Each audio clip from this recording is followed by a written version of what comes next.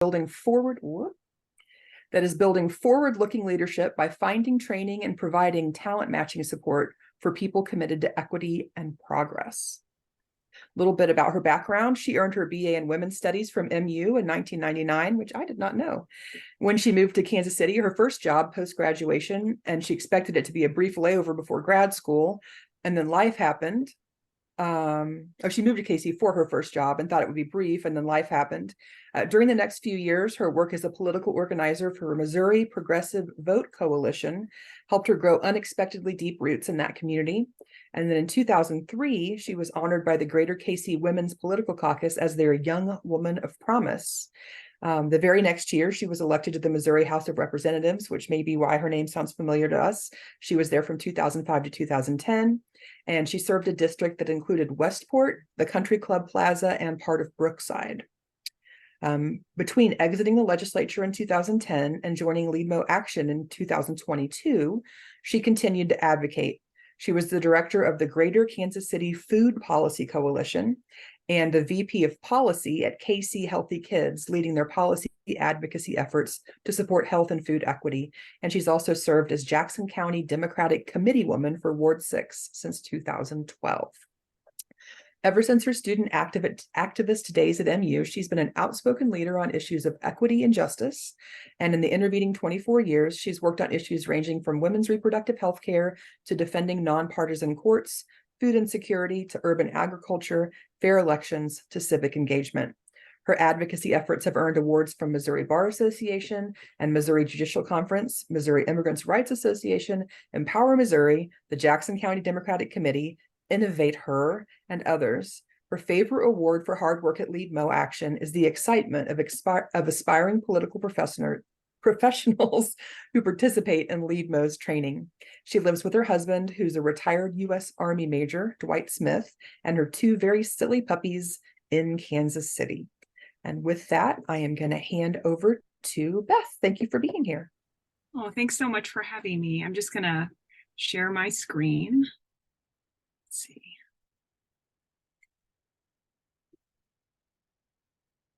Okay.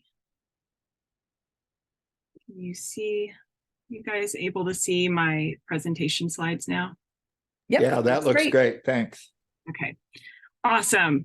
So I'm gonna call myself out on this one because I feel like maybe this is a crowd who will be friendly to me, but I'm a Gen X person. So I did grow up with technology, but I'm still, even after years and years of doing it now, I am still finding my way to complete skill, like full confidence with displays and online presentations. So don't try and get my attention through the chat box while I'm presenting, because I can do one thing at a time. One thing. So it'll be my job to watch that. If anybody has a burning issue, I'll yell at you. Awesome. And certainly you now have an affinity for my need for a digital guru. I mean, I'm a boomer, so like give me some slack. Awesome. Okay. Well, so I'm Beth Smith, as Sarah said, and I'm the executive director of LeadMO Action. I use she, her pronouns. And I am really delighted to be here with you today to chat with you about how LeadMO Action is working to build forward-looking leadership here in Missouri. But before I do, I wanted to talk a little bit about how civic leaders emerge, because I think that's really important for understanding why LeadMO Action's work is urgently needed. So we'll start there. I moved my slides too fast, see? Okay, so I'm going to tell you a little more about my story. Sarah just gave you some bare bones facts. What doesn't come through in the abbreviated version that she shared with you is the sort of ways in which luck played into my story. So as a teenager going to high school in Jefferson City, at 15, I was passionate, I was opinionated, and I was very independent. And my parents were a little concerned that with all of those qualities I might get into, not necessarily productive or constructive activities over the summer. And so they told me I needed to get a meaningful volunteer opportunity or get a job. And I chose to volunteer, and I reached out to Planned Parenthood. I was really passionate about reproductive freedom, and I wanted to volunteer in that sector. And I ended up volunteering with Planned Parenthood affiliates, which at the time was the statewide lobbying wing of Planned Parenthood. And there I had the incredible luck of meeting someone who later became a mentor, eventually became a mentor to me, and has been a lifelong friend. Her name's Crystal Williams. She is a Audrain County native. So let's hear it for Central Missouri. Woo!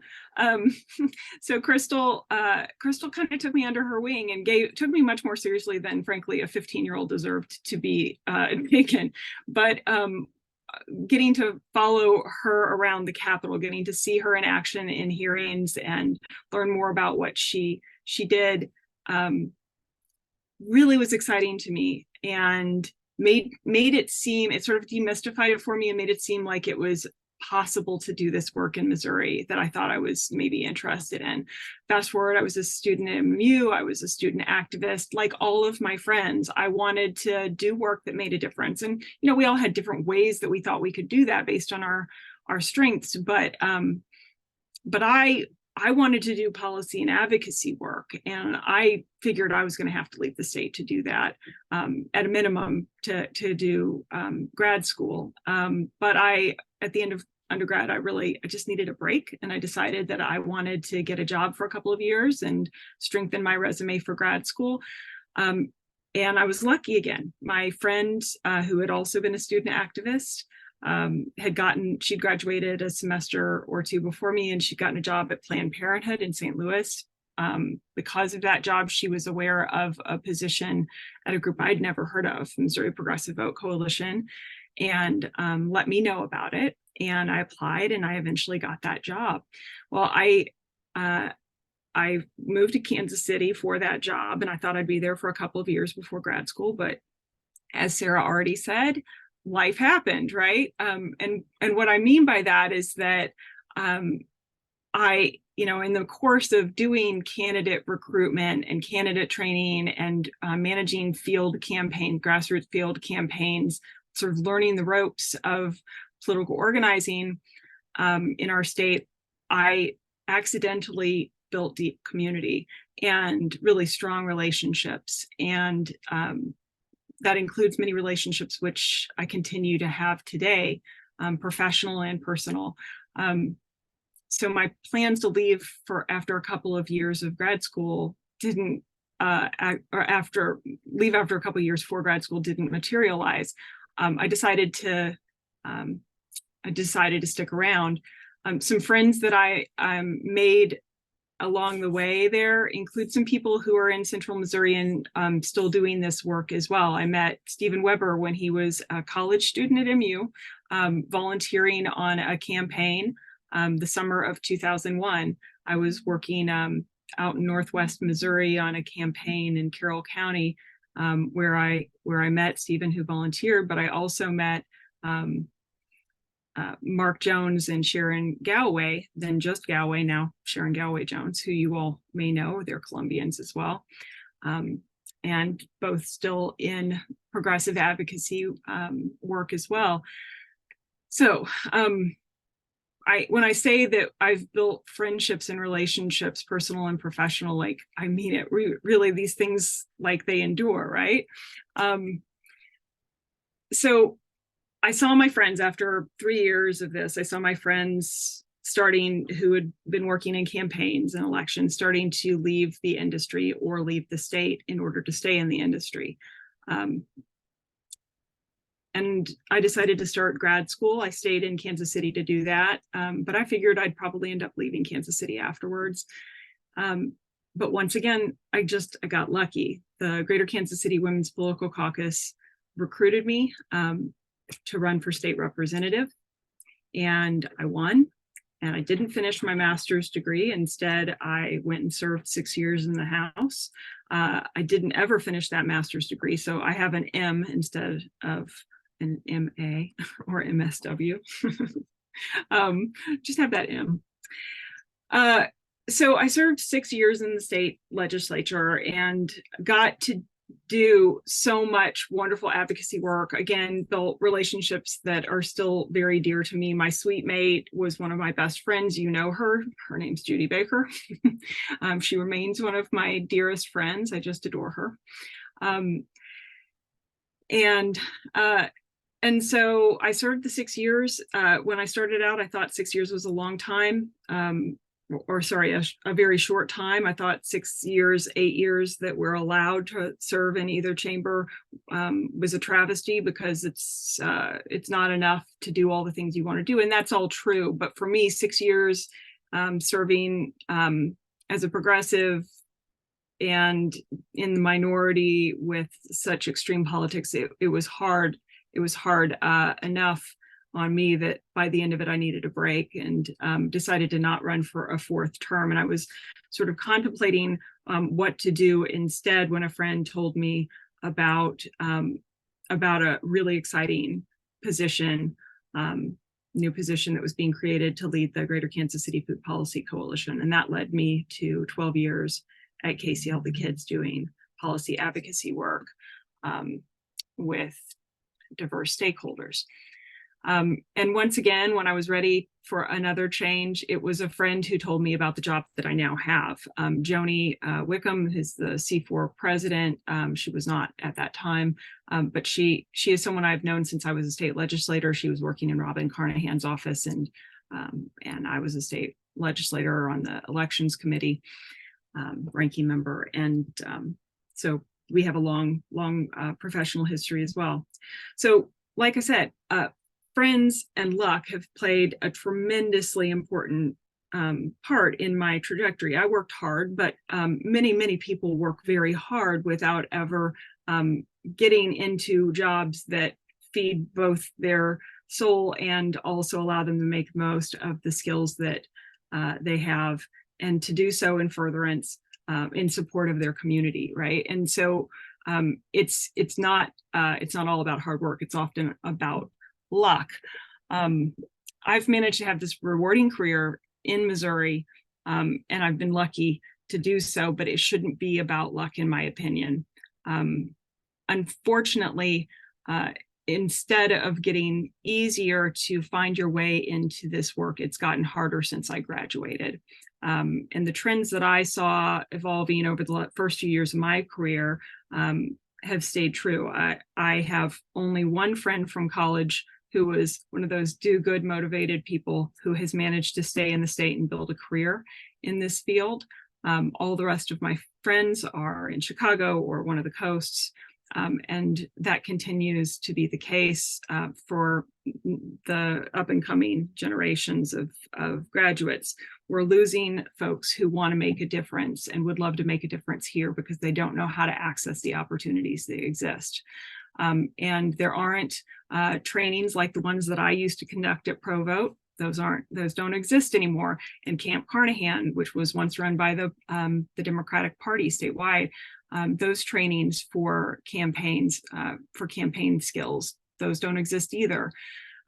Likewise, there have been no movement-based statewide efforts to recruit forward-looking candidates. And finally, there's no central place for folks who want to do this work in the progressive movement to find job postings, and there's no place for people who are looking for those kind of talented individuals to put their job descriptions. So what we have right now is a vicious cycle, and it's not an unusual one. It's common in states across the country. And that vicious cycle is that we scramble to recruit and hire talented, forward-looking leaders to run for office, to work on campaigns every 2 years. And then we scramble to train them in time for the elections. And then election day comes, and most of the people who we have recruited don't win. And most of the people who we have found to run those campaigns and invested time in training and preparing to do so well, most of them are out of work and they don't necessarily find jobs in the movement. If they're really talented, they may end up being able to pursue a career, but they often have to leave the state to do it, and they don't return. And so we have this vicious cycle. And what has worked in another state, not so different from Missouri, is the North Carolina model.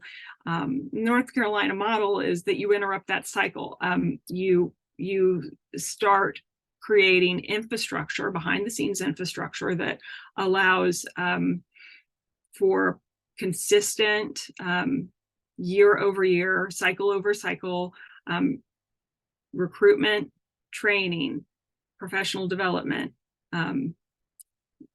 connecting people with jobs, talent matching services, and other behind the scenes work that really invests in stabilizing the human resources that are necessary to build power for forward-looking leadership in the state. It's worked beautifully in North Carolina. The LEAD North Carolina model is one of the factors that the shifts in North Carolina's political direction over the last few years is attributed to. And so back in 2019, some Missourians, including Mindy Mazer, I believe Stephen Weber was in on those conversations initially, and a number of other leaders across the state sort of took notice of this and started making an effort to pull together something similar in Missouri. So that brings me over to LeadMO Action. So I'm going to talk a little bit about LeadMO Action. So our mission is to create a virtuous cycle for the state, using the North Carolina model, basically. Through nonpartisan programming, LeadMO Action focuses on recruiting racially, regionally, and economically diverse Missourians, equipping them with the skills and networks needed to effectively engage in the political process. And we work with individuals and organizations that share our values. And these are some of our values. They include a commitment to racial, gender, and economic equity, protecting worker dignity and collective bargaining, fully funding high quality, equitable public education, defending universal access to affordable health care and promoting it, and that includes reproductive justice and abortion health care. We also value environmental sustainability and free and fair elections. So those are our values. How are we actually building this virtuous cycle, you may ask? So let me talk a little bit about that. LeadMO Action has a number of strategies. We locate and train talent. We can work on connecting that talent with jobs or with opportunities to lead. We work on retention, not just focused on connecting people with jobs during an election cycle, but also following elections. And we work on continuing education for civic professionals, and that includes networking stuff.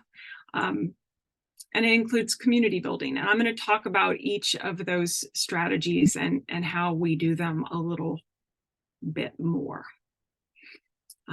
So the first area is locating and training talent. So this includes finding folks who, like much younger me, want to make a difference, but maybe aren't quite sure how to engage, right? They don't know how to plug into the movement or what to do, and they don't necessarily have the skills yet to do the work, but they have the passion, they have the desire. And Carly Seek is a terrific example of this. Does anybody here know Carly? Have all of you interacted with her? No? Yes. Yes. Okay. Yes, I've reached out to her and she's pointed me some places. All good. Awesome. Who wants to tell us? Can somebody tell everybody about how they have met Carly, what they know about her?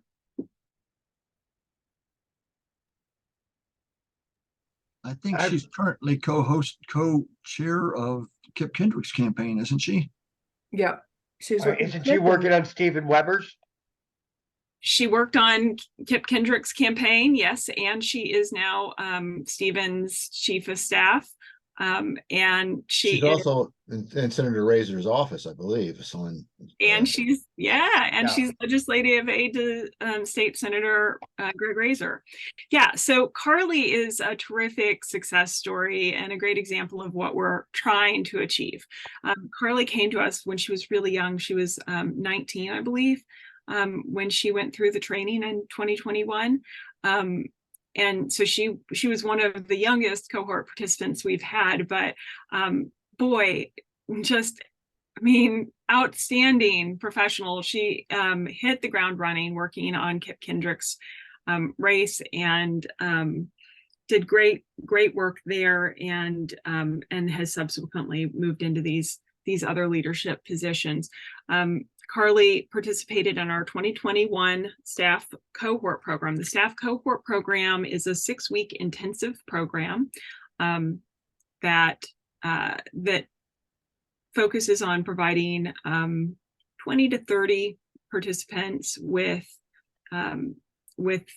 basic campaign skills, campaign 101, everything from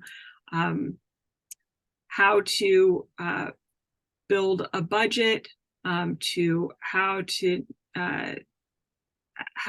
manage campaign data and plan door to door, how to do GOTV, elements of campaign messaging. And it's a 6-week program that has 5 weeks of virtual modules where we bring in Missourians far and wide who are top of their field professionals to provide training. And then in the 6th week, we have a 3-day seminar in Columbia where we bring everybody together, and folks are assigned to teams. They're given real estate legislative districts, and they go through a campaign simulation where each team has to develop a whole campaign plan and create a campaign commercial, and then present their campaign results to the full audience and to a panel of judges. And Carly was one of our judges earlier this year in our spring cohort. So that was fun to see things come full circle. So we do that staff cohort program 3 times each election cycle. That's twice in odd number years like this one. We just finished our second a couple weeks ago, and we'll do one next year. We do one in even numbered years. We only do one in even numbered years because those are general election years, and we have other things that we're doing and need to focus on in the fall rather than training staff in the fall of election years. So that's what I'm talking about when I talk about locating and training staff. We also do work on locating and training candidates. We facilitate regular conversations with partners across the state to identify candidates in winnable swing districts who are in alignment with those values that I shared with you earlier. And that's something that we started doing for the first time this year. I'm really pleased about the results so far and looking forward to continuing that in years to come. How did we get there? Okay, and train. Oh no, what's going on? Guys, there's like 4 slides missing, so I'm not sure why that is. So we're going to, oh, maybe it's not missing. Maybe they're just.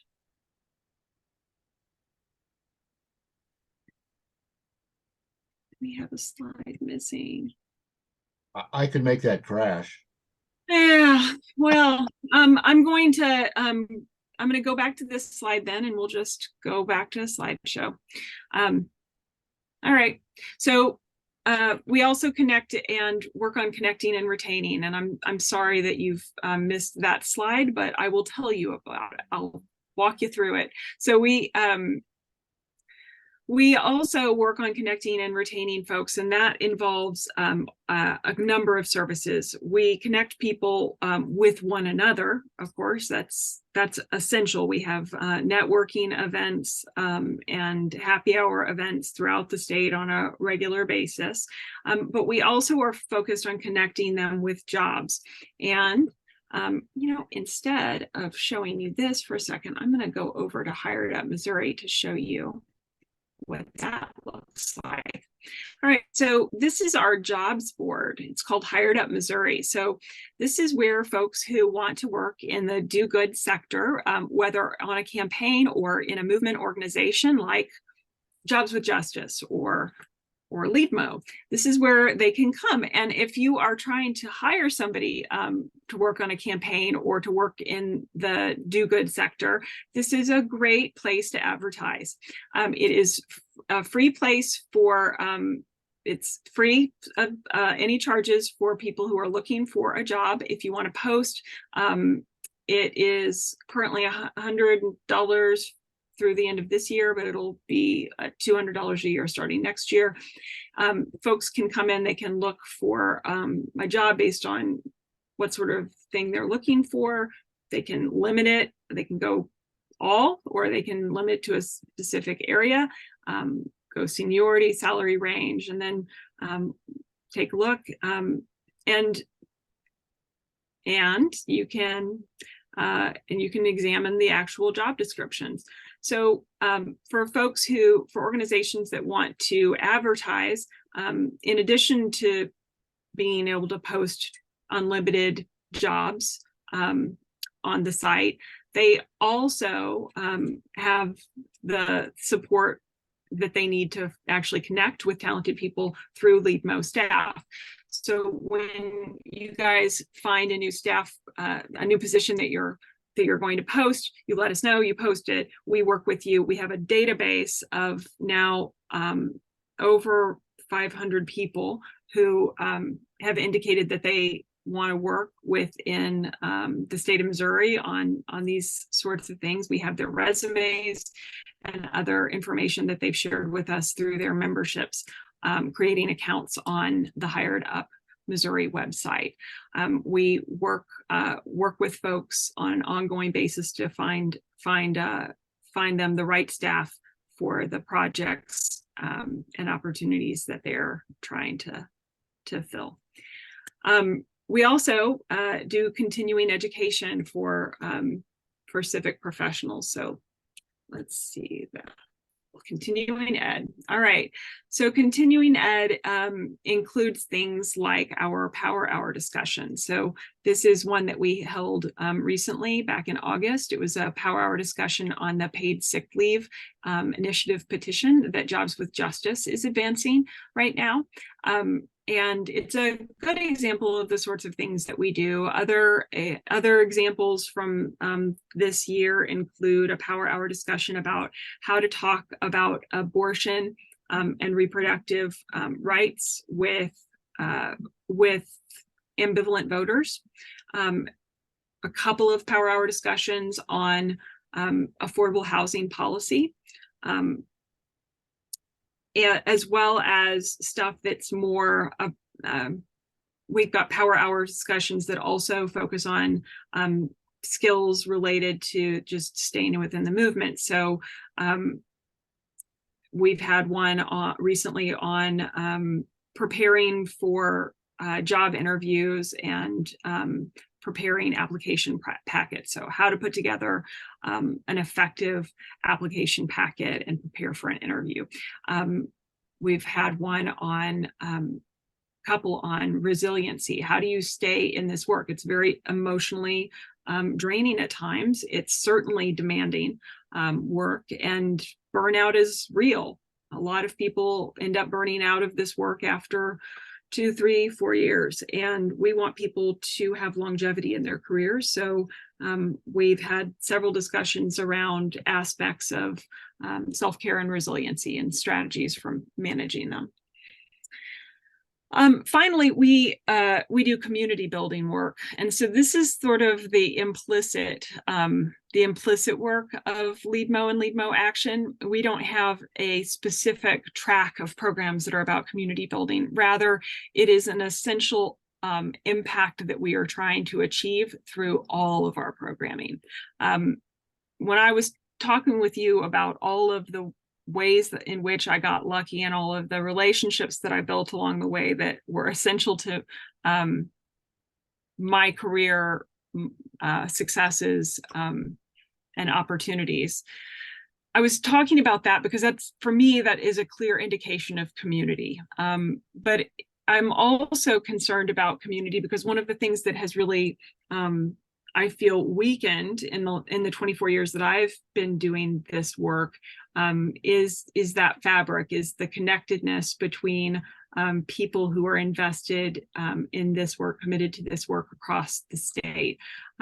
It has become, technology has made it easier for me to give this presentation to you. And so in some ways, it does make it easier for us to connect. But the strength of the connections is not as, they're not as strong, in my opinion, as they were 25 years ago. And it's essential that we build out ways to work together more effectively and more consistently, and make sure that our relationships are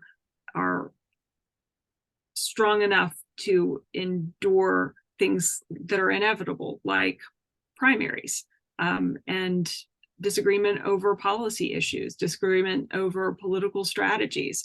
Our relationships have grown more brittle, and our patience for one another within the movement, is my observation, have become fragile as a result. We've got to find a way to reconnect with our really very basic shared commitment to moving this state forward towards a place where all people have real opportunities to thrive. I think that is what unites us. That's our big tent, you know? So we do community building. We do it through the staff cohort, which I really do believe is creating relationships, connecting people across the state who might never interact otherwise, and allow them to spark a relationship that I hope will endure the test of time over decades, the way that so many of mine have. We also do it through networking events and more. So I've talked about what we do. I want to share a little bit about some of the impacts that we've had. So this year alone, we've graduated 60 new talented workers through our staff cohort program. We've had really good luck over the past several years in helping cohort grads find jobs within the movement. About 70% of folks who graduated in between 2020 and 2022 found jobs within the movement within 6 months. And we want to continue that with our grads this year. We have trained last year, we trained 44 candidates for the 2023 local election cycle. We are going to be kicking off our candidate training next month for the 2024 election cycle, and I anticipate that we will be able to expand the number of candidates substantially over the prior year. And then another aspect of outcomes or impacts that's measurable is job seekers. So we've interviewed, last year we interviewed 139 folks who were interested in working as paid canvassers on elections. That was there was profound demand last year for those paid canvassers, and we were hearing from lots of organizational partners that they were having a hard time finding folks to do the work. And so we sprang into action, and we were able to coordinate 139 interviews with dozens of folks hired. So another great way we were able to connect people and jobs and organizations with the human resources that they needed. So let's see. Oh, sorry, I didn't give you a chance to see the visuals. There's the visuals. All right, so I want to, before I wrap up, give you guys time to grill me, I wanted to talk a little bit about ways that you can engage with LeadMO. So we're a behind the scenes infrastructure organization. It is not our goal to be front and center. If this is the first time that you've heard of us, that's okay. And it's not maybe so surprising, right? It isn't our goal to be front and center. We want to be behind the scenes. It's not about us. It's about talent. It's about building talent and building power for the organizations and candidates who are poised to lead this state forward. But there are things that you can do. So you can help us identify and train, get resources to candidates by sending them our way. We are, as I said, we are going to begin holding candidate training. Some of those will be brief. They'll be an hour or two, and they'll be virtual, and folks from around the state can participate. And some of them will be half day or full day. Those will be a mix of in-person and virtual, but we will have lots of those starting in January. And we want folks who are value aligned to participate, and we want to get them the training that they need in order to succeed. We would really like for you to help us identify staff cohort applicants. Our next staff cohort will be in the early spring. It will begin in early spring 2022. So my desire at this point, our plan is to start that staff cohort March 4th. And our deadline for applicants, it's not officially announced yet, but I believe it's going to be Monday, February 5th. And I'll be updating the staff cohort portal on our website where folks can learn more and apply. I'll be doing that today. So send folks our way. This is a training that is terrific. If you have never worked on a race, it's still super useful if you've worked on races, but maybe it's been a while since you've had some formal training. We've got folks who have been active in some of the highest profile campaigns of the last few years, who are Missourians, and who are giving these trainings. And I learned things every time from these trainings. I ran my own campaigns, I trained other people to do campaigns. I'm still learning. So I guarantee if you've worked on other campaigns, you'll probably learn something too. It is free of charge. So there's no application fee. There's no cost. We just want to make sure that people who want to do this work can acquire the skills needed to do so effectively. You can help us out by using and sharing hiredupmissouri.org, that website that I shared with you. And you can stay informed about all of these programs, about upcoming trainings, about upcoming power hours, about happy hour events and networking events by joining our email list. We are not one of those organizations that emails you every week, let alone every day. I promise we do not bombard you, in part because we are currently a staff of 2 people and we don't have time. So when I tell you that I will not bombard you, it is a solemn oath. We will not. But you can sign up on our website, or you can use this bit.ly link. I will put it into the chat in just a moment. And then finally, of course, I would be remiss as a nonprofit director if I did not say to you, one of the most important things that you guys can do is to make a financial donation. We are a small nonprofit. We have a very tiny staff and a small budget, and we badly need to expand our staffing capacity for 2024. But in order to do that in a way that aligns with our values, we need to be able to pay that person a living wage. And if you can help us acquire the funds necessary to do that, you are a saint. And I will send you a personal thank you note and give you a big hug next time I see you. So please do consider donating. And we have an Act Blue site. I will also put that in the chat. All right. So now we are at the point of the discussion where you guys can grill me. So what you got? What do you want to? I've got 2 questions in the chat, and then Alice has her hand up. So the chat questions are quick ones. I know you can knock these out of the park. You already sort of answered this.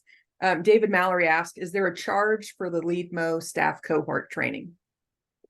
Free of charge. Right. And candidate trainings are also free. Yep. So that's what your donations go to do, which is great. And then question number 2, is there a way for us to identify LeadMO staff cohort graduates? For instance, if a candidate is looking for a campaign staff and would like to have a LeadMO graduate, how can they find those people or filter them out through? Yeah. So we've been working on reduced staff this year for most of this year. And so we have not updated up until today, we have not updated the list of graduates on our website to include the 2023 grads. However, I'm planning on doing that this afternoon. So soon you will have that list of people, but you can find a list of past cohort graduates from 2020, 21, and 22 already on our website. Cool. And if you are looking, if you want to learn, I mean, you can always go to LinkedIn and check them out on LinkedIn if they have a LinkedIn account. But if you're looking, if you have a job description in mind and you post that on our website, then, you know, we're happy to help you find somebody who might, you know, we can go through this much deeper list because there are about 130 or so cohort graduates, but we have a database with over 500 folks in it. So we have a much bigger database than just those staff cohort grads. And you can help narrow it by like region, whether they're willing to move, if you need a data person, a graphics person, all in one. Yeah. Alice, you've had your hand up so patiently. What would you like to ask? So Beth, my question you did touch on, it's about door-to-door canvassing, which was what I did professionally for about 15 years in about 7 states, is set them up. And awesome. Has that ever, so I was really happy to hear about the 139 people that wanted to be canvassers like Kip Kendrick's campaign used. So has there ever been discussion, or maybe there should be, the League of Conservation Voters that I worked with in several states, we would go in for a progressive candidate, set up those paid canvases to try to elect those candidates. And that would be so helpful in Missouri, going into specific areas, maybe a moving canvas. Has that ever been discussed? So we're not the only low profile, high impact infrastructure organization in Missouri. We have a number of partner organizations that do work that sort of complements ours. And one of them is the MOVE Collaborative. Are you familiar with MOVE? I'm not. I know Jobs for Justice, but not the MOVE Collaborative. Cool. Yeah, so MOVE Collaborative is a really cool organization. It's a membership-based organization, and it has members. I apologize, but I don't know the exact number. They have at least a couple of dozen member organizations across the state that include Jobs with Justice and Abortion Action and Planned Parenthood and the ACLU and Action St. Louis and so many others, right? And those organizations, those typically issue focused, advocacy organizations, grassroots advocacy organizations. Part of the whole idea of MOVE is that they will be able to access data resources and support that might be out of reach for really small nonprofits as a result of their membership. And so MOVE does, one of the things that they do is kind of what you're asking about, Alice. They work with these organizations to help them coordinate with one another, because once walls go up, these organizations, if they want to do an independent expenditure, of course, they have to completely be removed. There can't be any communication with candidate. The organizations could communicate with one another about their independent expenditure activities. Does that make sense? Right. To make sure you're not duplicating efforts or something. Yeah. Right. And that they're hitting all the key target areas across the state, not just maybe where. Name one over and over or something. Yeah. Because also I know that was used, that model, pretty successfully in Georgia. And we have 2 blue senators, at least right now in Georgia, where Impact, I think it was called Impact, and they would move around, hire organizers and do door-to-door canvassing. But maybe we'll see what happens in Missouri in 2024. Yeah. And that there might be such initiatives. Thanks. Sue, what would you like to ask? Yes, I was just going to ask, on your cohort training, does that tend to be at least 50% of the people or more under 30? Or is it, I mean, are you kind of mostly gearing it to the maybe 75% to the very young, or are you getting a cross section of ages? Yeah. Well, so the caveat is that I have been here for 2 cohorts. There were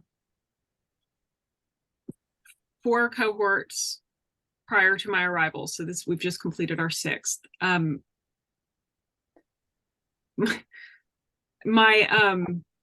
My perception is, and maybe Sarah, you can weigh in on this because you were involved in the first cohort, but my perception is that early on, most of the cohort participants were probably under 25. The cohorts that I have been present for have had greater age diversity.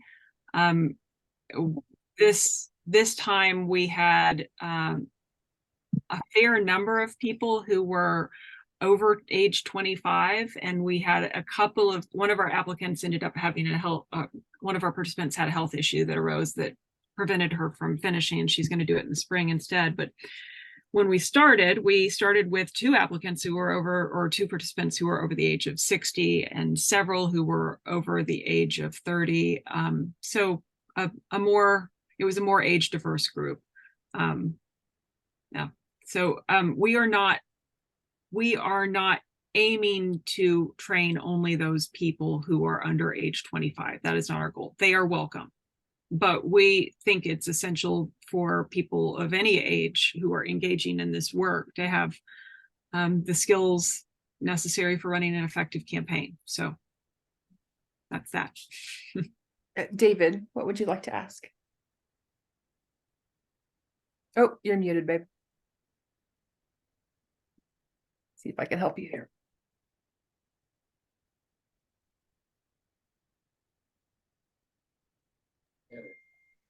And the Democratic Party has had a lot of difficulty recruiting candidates out of state, throughout state, and I found this on the web. What has been your success in recruiting cohorts and candidates out of state, and how do you have success in doing that? So our focus this year was just on recruiting candidates in swing districts. So we define that as districts that are 45% to 55% Democratic Performance Index.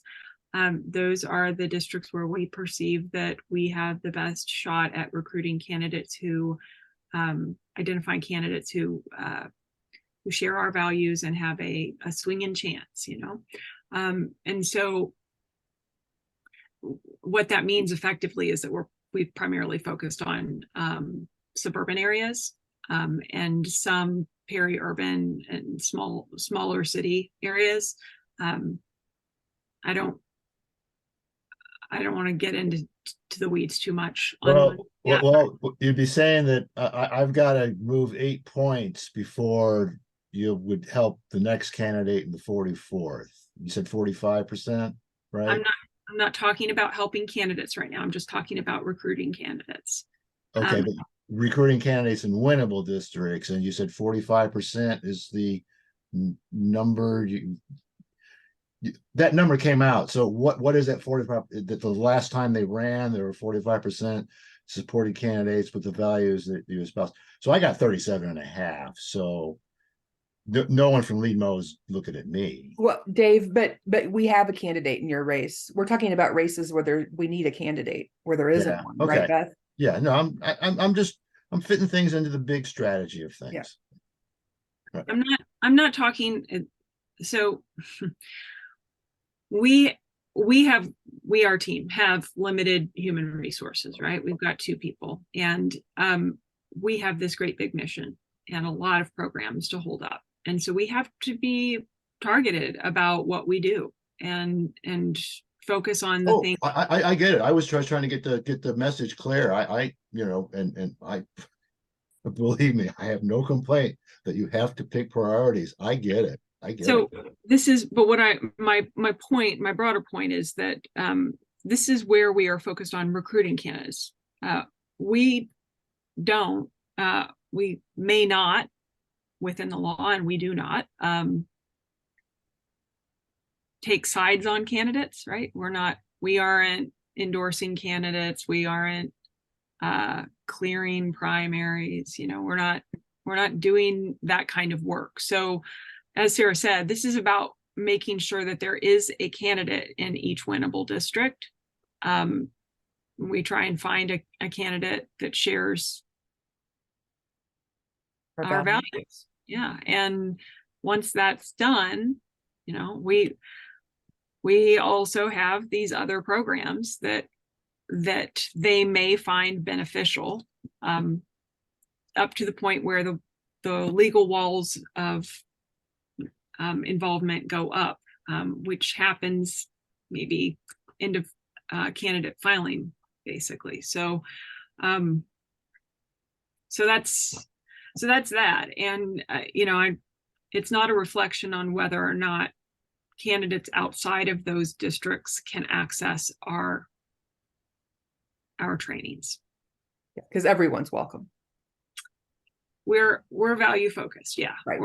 We're focused on values. We're nonpartisan, for that matter. I mean, right. We find candidates who don't have a party affiliation or have one that's unexpected. If they share our values, we're going to focus on getting them the training and other services that we would provide to anybody else. Full disclosure, I didn't state this at the beginning, but I actually serve on the board now too. I maybe should have said that up front, which is why Beth is looking at me sometimes. Any other questions?